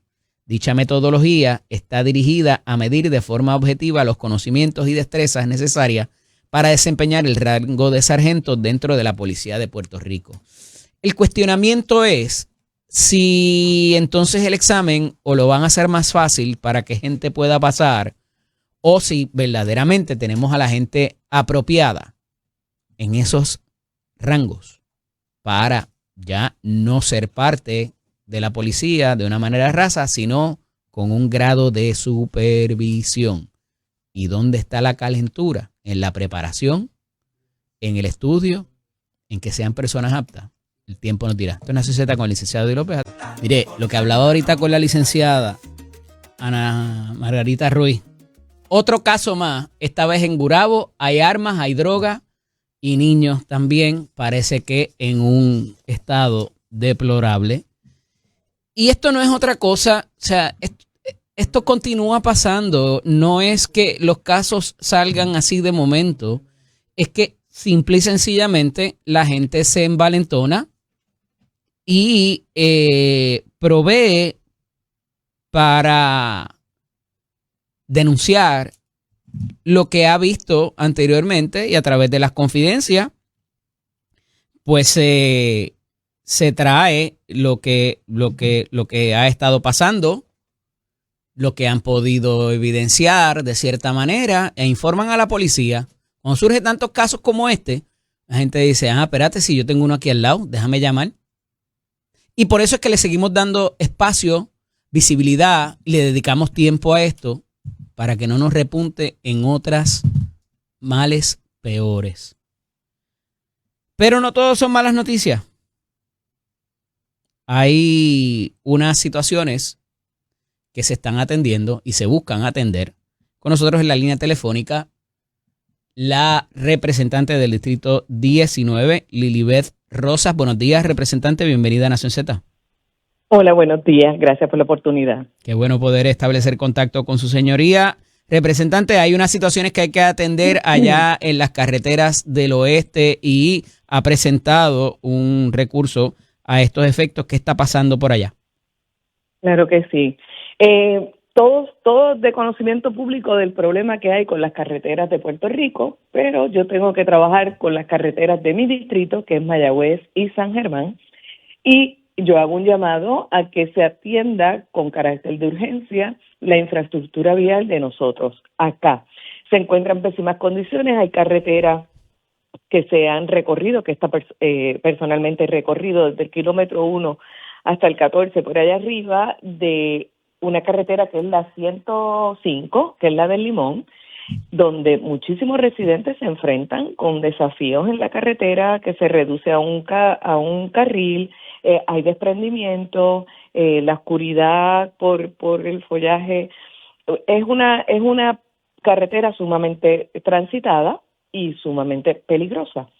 Se han presentado legislaciones, entiendo pues que todos los representantes están presentando legislación para sus distritos, pero lamentablemente pues desde el año pasado yo presenté legislación, no se ha visto.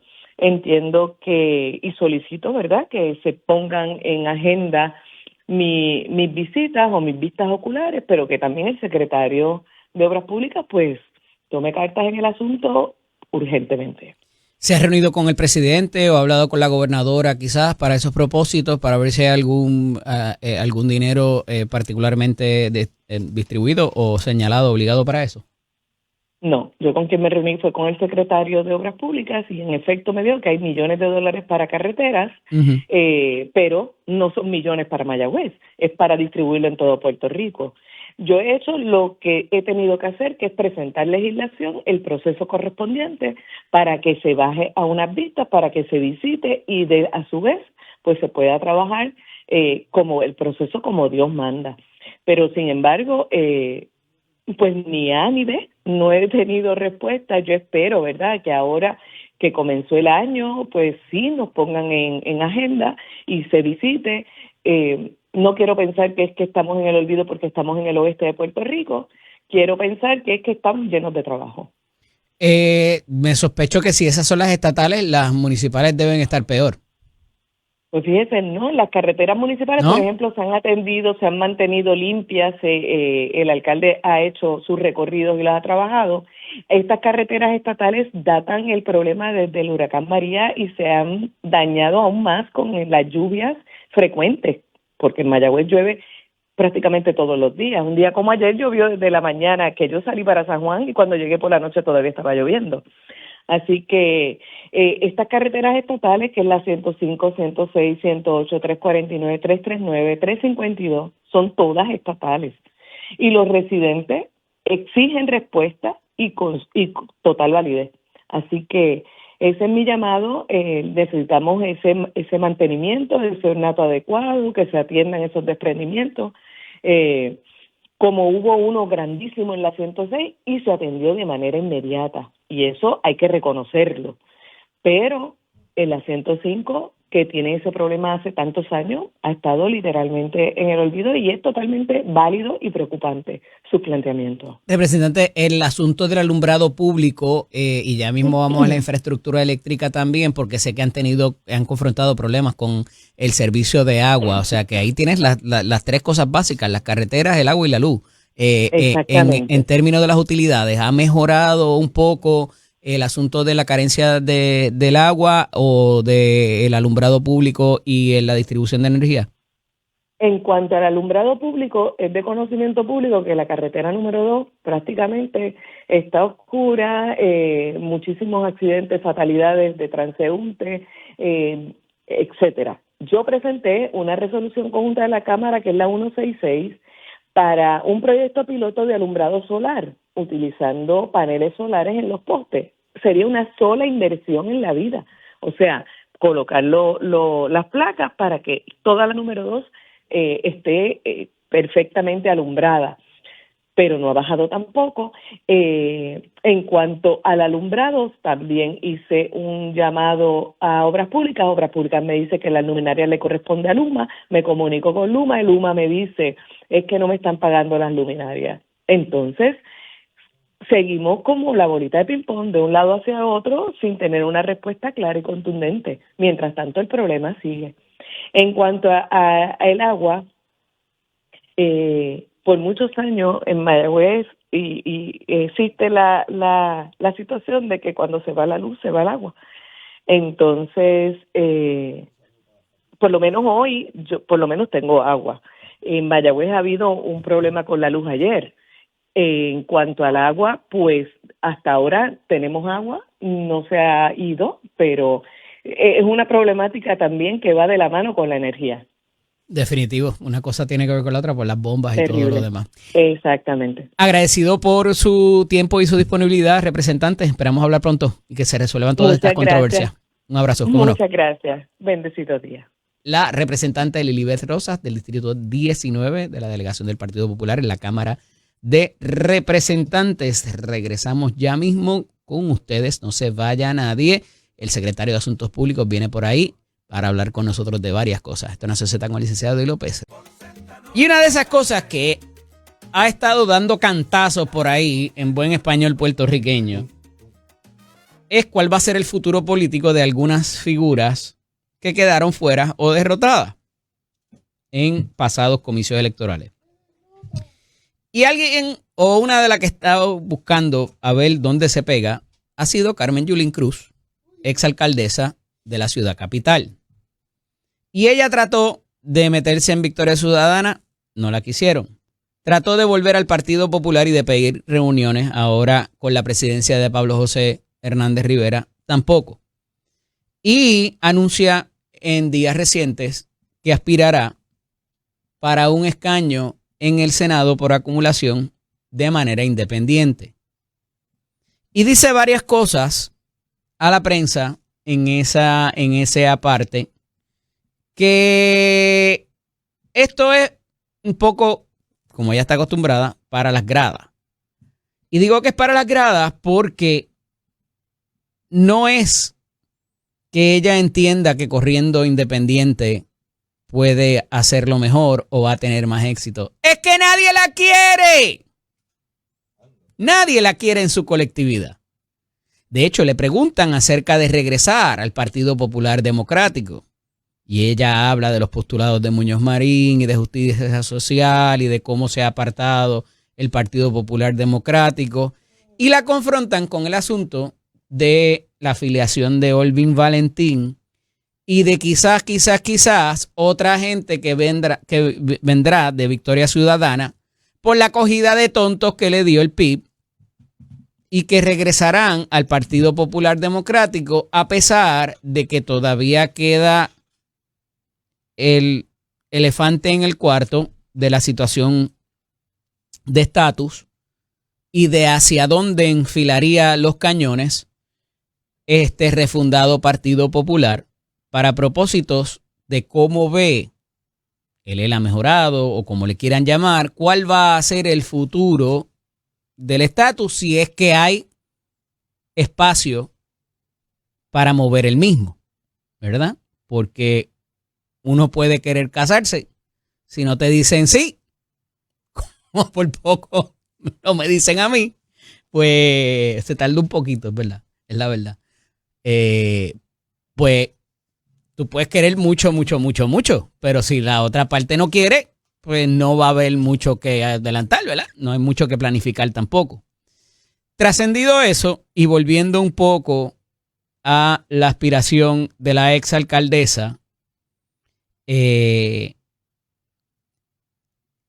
logró conseguir lo que muy pocas personas en Puerto Rico consiguen, porque mire que somos nobles y aguantamos cosas, pero repudiamos la hipocresía y al que nos trata de coger de tonto. Y esas no se la han dejado pasar. Han perdonado, el pueblo de Puerto Rico ha perdonado más, inclusive, a personas convictas que a la hipocresía que entendía o quería mantener. Entendía que podía mantener la exalcaldesa. La conveniencia política se la tragó en un momento dado. Su discurso de izquierda, de elitismo hasta cierto punto también, de intransigencia, de autoridad extralimitada. Recuerden el cateo patrio y de todas las cosas que quería hacer por sus timbales en la ciudad capital. No nos hemos olvidado de eso, alcaldesa. Particularmente de su actitud intransigente y de querer adelantar ideología y cosas que no era para lo que la eligieron en un momento dado para dirigir los destinos de la ciudad capital. Ni hablar de cómo la dejó en canto. De cómo todo parecía ser para un sector particular de causas que usted quería adelantar, que no tenía nada que ver con lo que mejoraba la vida de nosotros los sanjuaneros. Y la política la arrastró y se la llevó la ola. Y ojalá no la vuelva a regresar, que se la lleve por ahí mismo por donde se fue. Y si algo yo creo que le va a quedar claro, porque a diferencia inclusive de personas convictas de delito, aquí no hay arrepentimiento, aquí no hay contrición. Ella y Wanda Vázquez son más o menos lo mismo. Y no le estoy imputando nada ilegal a la exalcaldesa. Pero en su actitud de prepotencia y de intransigencia y de falta de humildad para todos los propósitos, de un pájaro a las dos alas.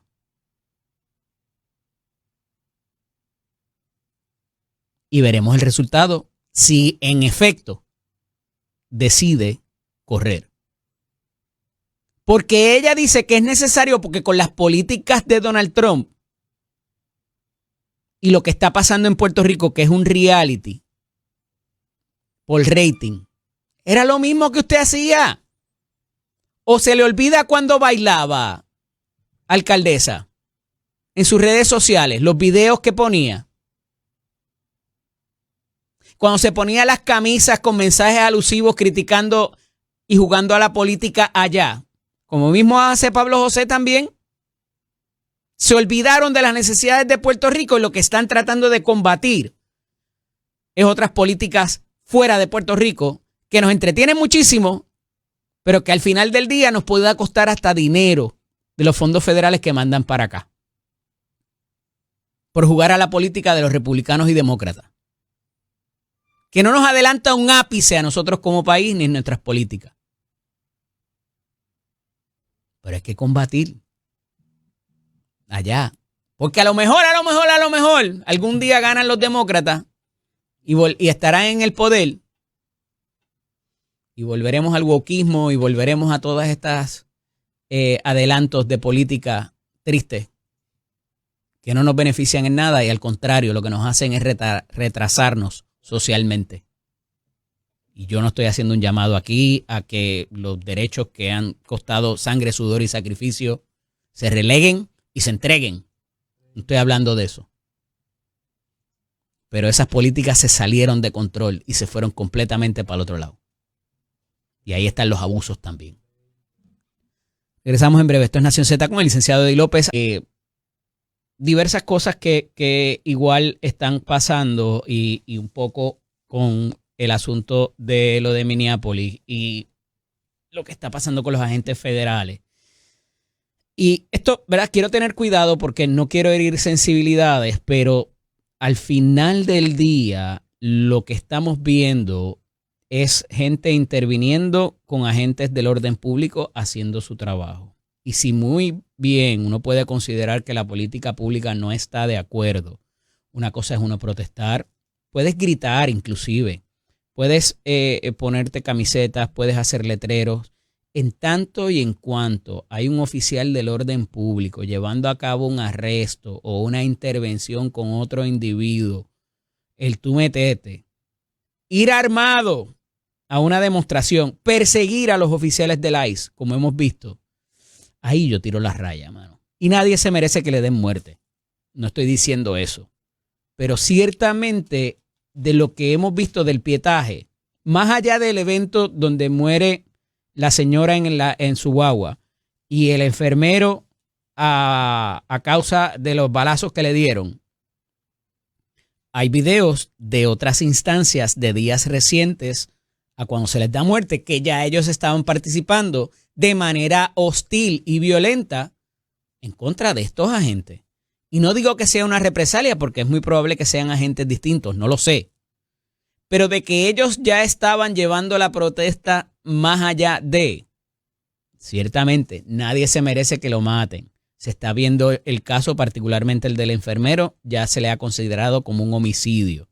Y la directora de Homeland Security, que a su vez tiene bajo su cuidado y autoridad los agentes de control fronterizo, así también como los de aduanas y el control de la inmigración, ahora todos van a tener cámaras corporales que empiezan a grabar tan pronto sucede cualquier altercado para protegerse ellos y para tener la verdad o quizás todo el pietaje completo. Y rápido van a decir, pero es que esas cámaras son manipulables y van a empezar a borrarse parte del pietaje. Eso tiene una consecuencia muy grave en los tribunales y lo estábamos hablando ahorita. Cuando se desaparece parte del video o una cámara y todo lo demás, y más aún que cueste con la libertad o la pérdida de la libertad de alguien, pudiera costar también dinero para propósitos de la reclamación civil que en su momento se hará. Así que hay que bajarle 2 a este tipo de manifestación que la hemos visto aquí en Puerto Rico también. Y yo les he hablado a ustedes anteriormente de esto, de cómo se establecen esos perímetros en las diferentes protestas. Hace un ratito que no lo vemos, pero siempre envían mujeres o personas mayores al frente. Segundo, hay una línea donde hay alguien grabando. Y entonces el que está gritando o está incitando ya violentamente con malas palabras está en una tercera fila. Búsquese los videos, están ahí en YouTube, de cualquier protesta, escoja la que usted quiera. Y están llevando a cabo esa estrategia sostenida. ¿Para qué? Para que quien sea el que coja el primer golpe sea un adulto mayor o sea una mujer. En segunda instancia, los que están grabando para que le puedan, ¿verdad? Estar de cerca y tomar el pietaje. Y el que grita está detrás. Y ese no va a coger un palo, ni va a coger un gas lacrimógeno, ni nada. Ahí lo tienen para que lo analicen. Regresamos en breve, esto es Nación Z. Con nosotros, secretario de Asuntos Públicos, el licenciado Jan Peña Payano. Buenos días. Buen día, Eddie. Buen día, Chero, y a toda la audiencia de Nación Z. ¿Descansaste algo en el weekend? Sí, descansamos algo. Una semana larga. Por lo menos un día por lo menos pudimos hacer los quehaceres correspondientes. Secretario, le decía la semana pasada que yo había dejado de creer en las casualidades hace mucho tiempo. Otra ofensiva adicional, o 2 más bien, contra la Secretaría de la Vivienda, Ciari Pérez Peña. Le adjudican lo de doña Ramona allá en Aguadilla, a pesar de que era un desahucio del municipio, se lo adjudican a ella, y el asunto de que recibió o que estaba solicitando para recibir el bono de que otorgó Jessica Padilla a los empleados de la Comisión Estatal de Elecciones. Ambas cosas quedan desmentidas. Hay una ofensiva contra ella, mano. Mira, pues, y el que lo niegue, tengo un puente para venderle con acceso al aeropuerto, baratito, está mi nombre, y con acceso al Molo San Juan. Pues mira, realmente, Eddie, primero que todo, buenos días nuevamente por siempre estar aquí en esta oportunidad, este foro. Lo cierto es que la Secretaría de la Vivienda está haciendo un excelente trabajo. Más allá, ¿verdad? Desconozco, no sé cuál sería esa agenda. Yo creo que cada uno de los temas se ha ido aclarando. Respecto a lo de doña Ramona, tú muy bien acabas de resumir que no era nada relacionado a esta administración. Uh-huh. Al contrario, sí se le puede vincular a la secretaria de buscarle alternativas a doña Ramona. Y también lo mencionó el senador Eliezer Molina, que también comunicó y colaboró en ese sentido. Uh-huh. Creo que fue un buen esfuerzo. Al final ella aceptó que era un tema que me había traído la semana pasada. Gracias a Dios, pues ya se está trabajando eso. El tema de la Comisión Estatal de Elecciones y el alegado bono también se desmintió. Y nada, pero ciertamente ha estado en varios medios, así que ya ella ha contestado todo eso. Y nosotros, pues, los procesos que queden, ¿verdad? Con la persona que está siendo investigada, pues continuarán y eso hay que darle mucha deferencia. Oye, lo que digo siempre, no la conozco, nunca la he tenido de frente siquiera, pero me parece una persona responsable que le mete muchas horas, y me parece que hay un componente aquí político que pudiera venir hasta del propio Partido Nuevo Progresista, de las molestias que quedaron de la primaria. Me parece que pudiera venir por ahí, no lo sé, no lo conozco, pero no me gustan los abusos. Y yo creo que llevarse enredado a una administración, una funcionaria que le está sirviendo bien a Puerto Rico. Sí, es lamentable y ha pasado, ¿verdad? Hay que denunciarlo. Yo sé que a veces uno expresa y comunica mucho que pasa en otras administraciones, pero hay una memoria histórica y eso es importante. Es lamentable. Yo creo que lo importante es que la verdad siempre sale a la luz. Ella sigue trabajando. La Secretaría de la Vivienda es excelente y qué bueno que me traes, que no la has tenido acá. Algún día quizás podemos coordinar para que pueda compartir allí cualquier miembro del gabinete, Eddie. Así, definitivamente. Mira, en otras notas, pues, tiene episodios, parece que culminantes ya, el alivio contributivo en la figura de las resoluciones de los cuerpos que se aprueban, va camino a Fortaleza. La gobernadora dice que espera que no haya peros por parte de la Junta de Supervisión Fiscal. ¿Por qué mencionar eso? Hay algo que todavía no está planchado con ellos que pudiera haber, lo que ella entiende que no va a haber, porque tienen la certificación del secretario de Hacienda y ha quedado quizás atrás la controversia inclusive entre el Ejecutivo y el Legislativo. ¿Por qué levantar ese asunto de que ella espera que no tenga peros la Junta de Supervisión Fiscal? Porque históricamente ellos siempre han presentado alguna objeción en muchos de los asuntos. Tú recordarás, por ejemplo, el retiro de los policías, el retiro de los empleados públicos en general, también el asunto de los bonos de Navidad. Y en cuanto a la información, te escuchaba un poco más en la mañana que se había solicitado por los cuerpos. Ayer, en la conferencia de prensa que hizo el señor presidente del Senado, expresó que en la conversación y reunión que tuvieron con el secretario de Hacienda en la mañana de ayer, que lo dijo Johnny estuvo Méndez presente el presidente Carlos Johnny Méndez, a quien tengo que decirlo, a ambos felicitarlos, a todos los legisladores, a las comisiones. No voy a entrar en eso, Eddie, no voy a entrar en eso. Yo creo que hubo un trabajo en conjunto. El secretario de Hacienda, desde un principio. El trabajo, bueno, sí, ya yo creo que ya eso se ha atendido y el viernes se va a estar sometiendo según desglosó el presidente del Senado. Yo no fui parte de esas reuniones, pero verdad, él dijo que se había acordado que respecto al proyecto, el proyecto de ley se iba a estar sometiendo el viernes porque lo que está haciendo el equipo fiscal es, verdad, radicar todos esos documentos, a menos de que ya FAF había cumplido, hacerlo en un solo documento con los análisis que pidieron los cuerpos. Respecto al documento que se envió el viernes, Eddie, que es muy importante, ¿verdad? Si bien es cierto que se desglosa, que no es solo la tablita que se, como digo yo, ¿verdad? Como dicen los jóvenes ahora, se viralizó por ahí, es un documento más extenso que eso y se distribuye y se desglosa esa información respecto a los excedentes que había de otros años fiscales, ¿verdad? Y otros asuntos legales ahí. Respecto al proyecto de la Cámara, es preciso aclarar que, ¿verdad? A veces se ha ido confundiendo un poco la discusión. Y recordará que nosotros hemos hablado de los ahorros, de la verdad, recortes en contratos y demás y otras medidas.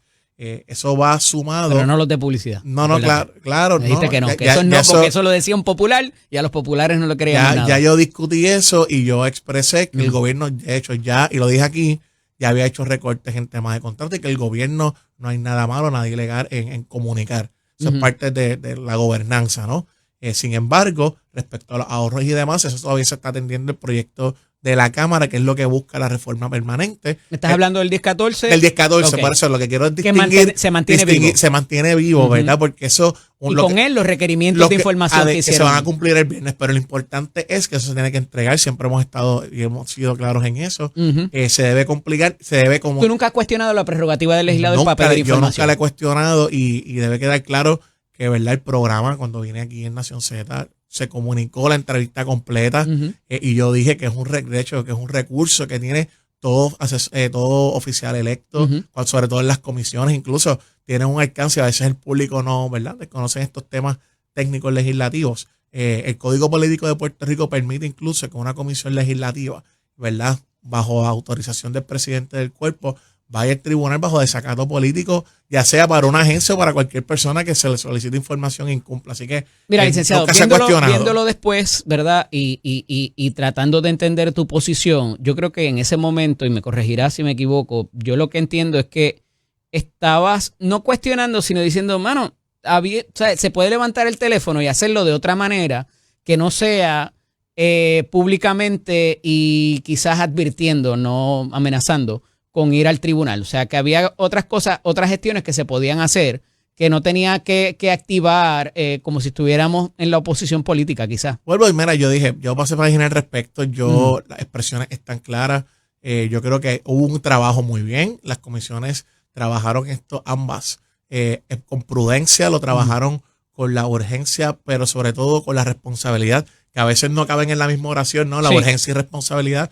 Y fue el compromiso que hicieron con la señora gobernadora y creo que se cumplió. A fin de cuentas, más que el individuo aquí, el pueblo de Puerto Rico es el que va a salir ganando. La medida, según tengo entendido y por los compañeros asesores legislativos, a que siempre los distingo, tanto los de Fortaleza como también los de Cámara y Senado y los del Ejecutivo, debe estar llegando en la mañana de hoy, durante el día de hoy, para que la gobernadora pueda estampar su firma a esta resolución conjunta. Lo del pero, es como te mencioné.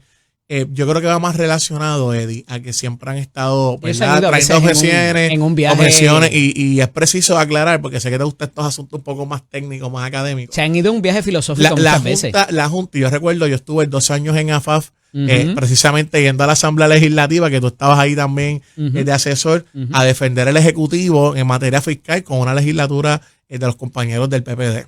Y parte de lo que aprendí de esas relaciones con la Junta es que ellos son bien conservadores respecto a sus proyecciones de gobierno. No es casualidad entonces que cuando el Ejecutivo, ¿verdad?, tiene proyecta sus ingresos y recaudos cada año fiscal, nos excedemos. Y eso es importante aclararlo porque hay un asunto hasta filosófico. Y tú recordarás que en programas previos te decía que la Junta siempre pedía un comprehensive tax reform, un holistic tax reform.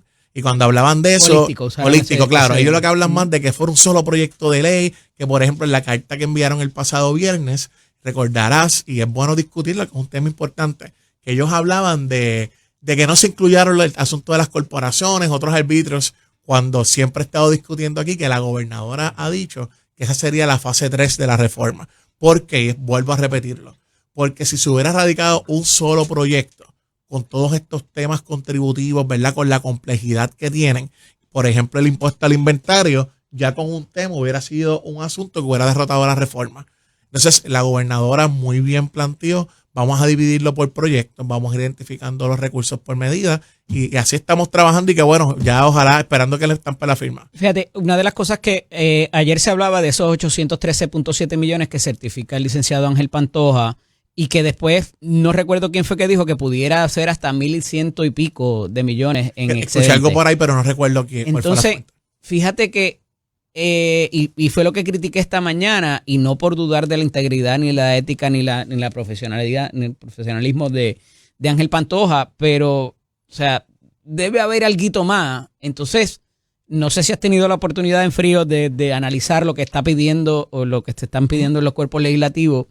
Es necesario para poder defender. Claro que es necesario. Claro. No es capricho, no es caprichoso. Podemos estipularlo. Yo siempre he estado claro con eso. Pero hay otro componente adicional, licenciado, que es, y me lo decía ahorita Carlos Johnny Méndez, yo quiero estar seguro porque una de las exigencias no solamente de la Junta de Supervisión Fiscal, sino del gobierno, es asegurarse de que esos fondos tienen recurrencia. Claro. Y de la única manera que tú tienes eso es con los modelajes y con la información de impacto presupuestario que se estaba pidiendo.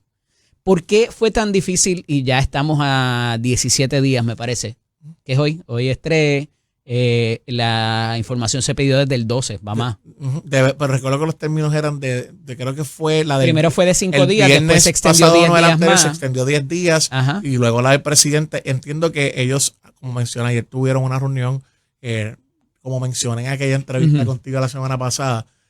Hay estudios que se solicitan que son un poco más complejos, algunos más sencillos de cumplir, por ejemplo. Yo entendería eso si estamos empezando a escribir el proyecto, pero ya había un camino caminado, valga la redundancia. Sí, un camino adelantado. Adelantado con el comité que estaba trabajando hace un año con esto, que debió haber tenido acceso a eso. Y esa información, mucha de ella ya está compilada. Lo que está haciendo el equipo fiscal es compilando todo. Por ejemplo, algo que escuché al director ejecutivo de la OGP y que comentaba era que se pidió un estudio económico.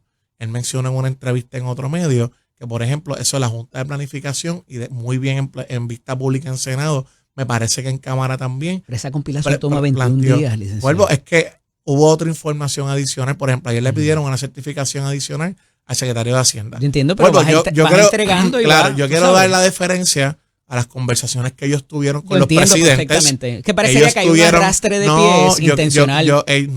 Recuerda lo que provocó la molestia del representante. Yo creo que nunca ha sido nada a propósito. Yo creo que esta comunicación es importante. Ellos hablaron con el equipo, ¿verdad? Y los presidentes legislativos llegaron a un acuerdo de enviarlo el viernes por la compilación de información adicional a la que ya se había estado comunicando, ¿verdad? Ya sea en vista pública. Pues tenemos que darle contexto. Privado, la gobernadora dijo, yo necesito que me lo aprueben así sin cambiarle nada. Eso fue algo que la gobernadora expresó, claro. Entonces, tú sabes, como me está solicitando información, porque evidentemente le vas a cambiar algo, contrataste al exsecretario de Hacienda también, obviamente no para que, porque ahí vinieron las enmiendas y vinieron los requerimientos. Pero yo creo que de hecho el presidente del Senado naturalmente ha hecho su esfuerzo y lo ha trabajado muy bien. Y la gobernadora, cuando le preguntaron al respecto del exsecretario de Hacienda, se expresó muy bien de él también. Yo creo que eso hay un consenso en Puerto Rico. Es el trabajo de la Asamblea Legislativa hacer los requerimientos de información y respectivamente de quien esté en gobierno. Eso es el trabajo de ellos. ¿Usted tiene duda de que el exsecretario de Hacienda, Pareja Licea, haya tenido algo que ver? A mí no me consta mira lo que eso. Te voy a preguntar. No me consta eso. De que haya tenido que ver con la redacción de ese documento de los requerimientos. A mí no es algo que no me consta y eso es verdad. Tengo que darle diferencia. No, es que es algo que no me consta. Yo no puedo hablar. Está pidiendo cosas específicas con su nombre. Por ejemplo, el presidente del Senado ha hecho solicitudes de otra índole y yo creo que tiene la capacidad, tanto él como su equipo, de solicitar ese grado de complejidad de documentos y si estuvo envuelto el secretario de Hacienda o no, pues algo que a mí no me consta y yo no puedo opinar de eso. Pero para tenerlo allí, para mirar para arriba, para el techo y decirle qué bonito está el salón. Eddie, pero no es una pregunta que yo no te puedo contestar porque yo no lo contraté, no lo arreglo. Es especulativo. Pero es su expertise. Es su expertise y yo no puedo caer, ¿verdad?, en contestar una especulación. ¿Es posible o no? Entonces, la carta de la Junta de Supervisión Fiscal de la semana pasada, del viernes me parece que fue, traía el asunto del incentivo reintegrable. Por eso es que me levanta bandera, porque en tan siquiera hablar de un pero cuando es la Junta quien parece sugerirlo. Yo creo que fue una expresión espontánea de la gobernadora diciendo que esperemos que no vengan con un pero ahora porque siempre han traído. Pero ¿quién pudiera tener un pero cuando ellos mismos te lo sugirieron en la carta? Claro, pero lo que estamos es una expresión, ella, ¿verdad?, hablando respecto a la reforma y que espera que no tengan peros ahora, como que tienes este análisis, tienes estas observaciones que hay que aclarar respecto al proyecto de ley, pues mira, ahora tenemos esta medida, que de hecho se anunció el día antes de que la carta expresara la carta, su opinión. ¿Va a ser un cheque o no va a ser un cheque? Bueno, se supone que es el desembolso que hace el Departamento de Hacienda como parte del reintegro. Y es preciso aclarar. Una cosa es un cheque y una cosa es un crédito. Claro. Y la gobernadora lo que el crédito se puede convertir en un reintegro, pero no siempre. Claro, no siempre. Y es importante aclarar, y bueno que lo traes, que respecto a los cheques es por el crédito por menor, que se ha estado discutiendo, el famoso cheque de 5,000, el crédito por menor que se va a estar recibiendo. Y lo más importante, Eddie, Hacienda va a estar haciendo el desembolso. Pero si tú tienes deuda, no te van a dar ni un cheque. Claro, si tienes deuda, claro, si tú debes $2,000 y te tienes tu reintegro gracias a esta medida, 2,500, pues no vas a ver 2.500, vas a ver 500 que le debes 2.000 a Hacienda. Y esa es la ecuación. Y preciso aclarar. Y si en vez de reintegro te toca pagar, pues también obviamente te lo van a deducir. Importante, Eddie, que esto va a depender, no hay una fórmula lineal al respecto. Recuerda que esto va a depender de la composición familiar que tenga cada contribuyente, sus ingresos, ¿verdad? Pasivos, activos. Así que nada, estamos esperando que ver cómo se comporta este ciclo contributivo y que sea de manera permanente, que es lo que vamos a continuar trabajando con la Asamblea Legislativa. Yo creo que hay espacio. O sea, si esa certificación, que no tengo por qué dudarla, a pesar de que me parece que debiera tener alguito más. Y creo que lo que tú estás pidiendo en la mañana y muy razonable. ¿Lo escuchaste? Claro, sí, de que la gente a veces quiere ver, déjame ver si es verdad. Es normal que se dude del gobierno. O sea, yo llevo pidiendo las transacciones de Luma, ¿verdad? Y oye, mi buen amigo, lo quiero muchísimo, y me parece que es una persona súper capaz, el SARE de la Energía, ingeniero Josué Colón. Le digo, mano, enséñame la transacción cuando tú le pasas los chavos para allá y queda disipada toda duda de si te debo, si te pagué, si no te pagué, claro. ¿Verdad? Y el ejemplo que yo doy de los chavos para la compra del restaurante, ¿verdad? Porque se le está haciendo los pagos de su salario, de su sueldo. El problema es el ¿verdad? Donde estaba la dificultad. Pero no me quiero meter en eso porque me quiero ir a algo filosófico. Adelante. En términos de el reclamo que hace la gobernadora cuando radicó la medida de reforma contributiva de compromiso cumplido. Sí. Con este alivio de este año, ¿se puede conformar ese reclamo que hace la gobernadora? La gobernadora, cuando ha hablado de... ¿verdad? Y que fuera por un año en vez de permanente. Se radicó, es en hecho cierto que el proyecto de ley se radicó para que se atienda a la reforma de manera permanente. Eso es un hecho. Uh-huh. Y también es un hecho que buscando alternativas mientras se da la discusión, uh-huh, se radicó la resolución conjunta que se aprobó ayer por ambos cuerpos, uh-huh, que va a atender y darle certeza a este ciclo contributivo.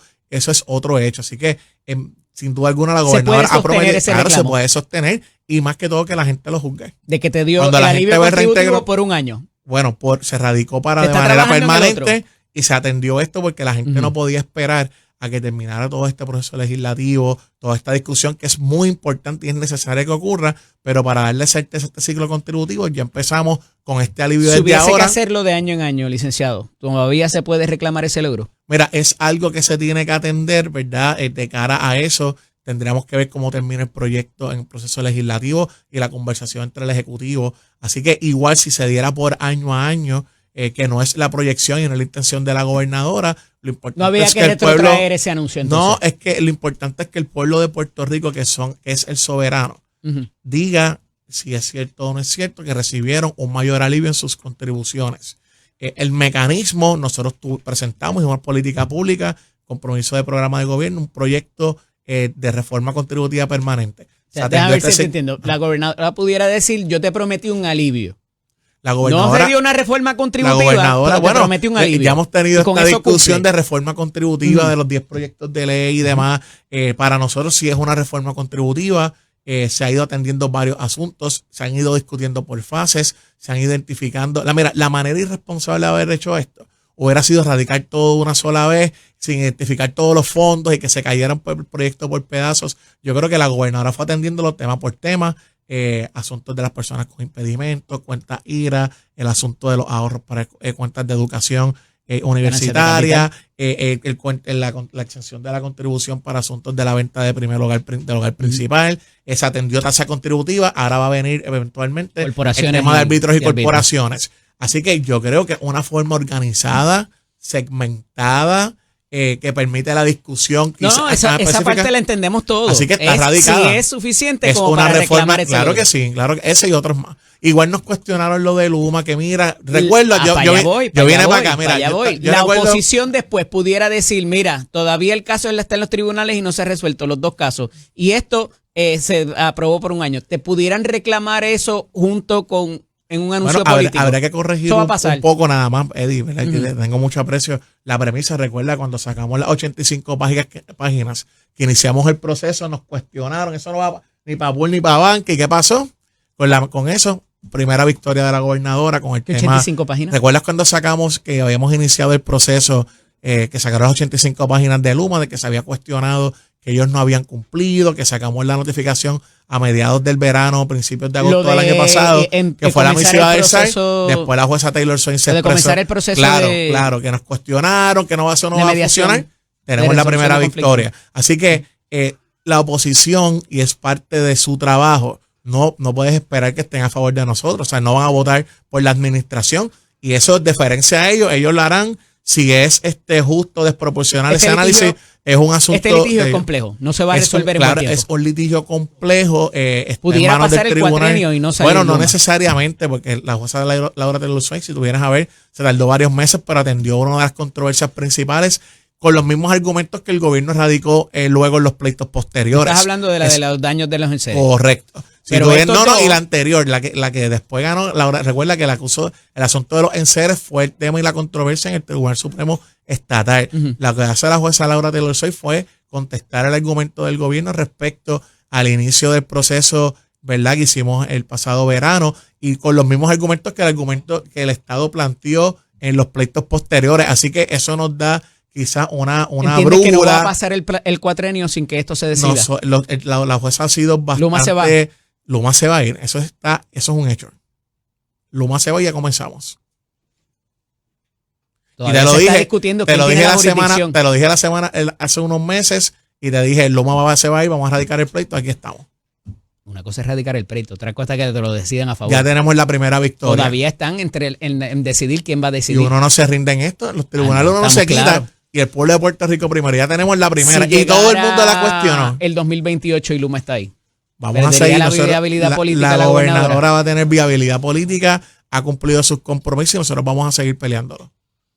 Porque Luma se va a ir. Y de ser así. Sí. ¿Por qué está solo defendiendo a la gobernadora? ¿Qué pasó con los portavoces que se habían traído? Los comunicadores algunos estaban en algunos viajes personales, tienen compromisos de práctica privada. Y según no dije eso, Eddie, no dije eso, no es correcto. Lo que dije, y quiero decirlo ahora sí para el récord aquí, cualquier analista o periodista que le diga al pueblo de Puerto Rico que ellos están cobrando desde diciembre y que no se ha hecho público, le está mintiendo. Ellos no están cobrando, lo único que tiene el contrato es el exalcalde de Barranquitas, que está trabajando asuntos municipales con la gobernadora, pero ni la licenciada Santo Domingo ni la licenciada Yanis Parra están cobrando un centavo al momento por eso, porque todavía estamos finiquitando, ¿verdad? Ellos tienen unos compromisos. Todo esto has estado solo. No he estado solo. Alcalde, el gabinete, no hay secretario. El gabinete ha estado expresándose. No hay legisladores. Eso no es correcto. El gabinete ha estado comunicando constantemente. ¿En favor de la gobernadora? En favor de la gobernadora, en radio y televisión y prensa escrita. Y cuando quieras te comparto los comunicados. Gracias. Un abrazo, Eddie. Hablamos la semana que viene.